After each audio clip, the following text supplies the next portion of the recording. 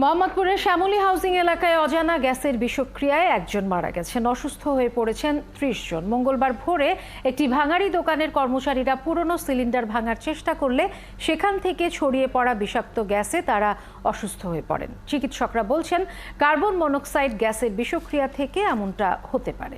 হাবিব রহমানের প্রতিবেদন।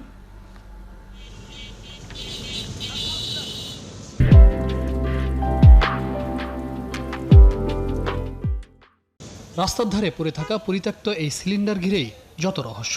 এতে কি ধরনের গ্যাস ছিল সেটি তদন্তে নেমেছে সিআইডি।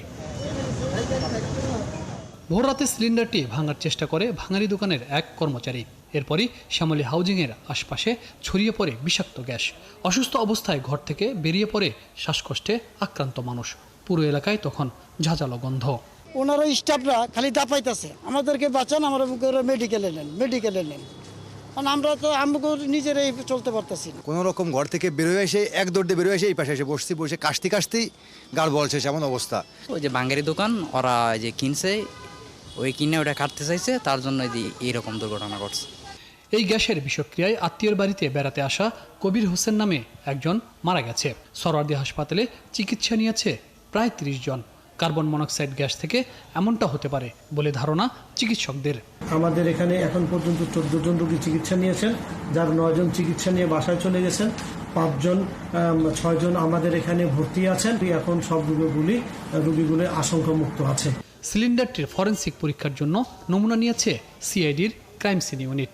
মাঝে মধ্যে গন্ধ লাগছে, অনেক পুরনো তো, জং ধরা। তো এটা আমরা আন্দাজ করছি যে কারখানায় ইউজ করা হয় ইন্ডাস্ট্রিয়াল পারপাজে। ভাঙারি দোকানের একজনকে আটক করা হয়েছে। সিলিন্ডারটি কোথা থেকে আনা হয়েছে সেটি অনুসন্ধান করছে পুলিশ।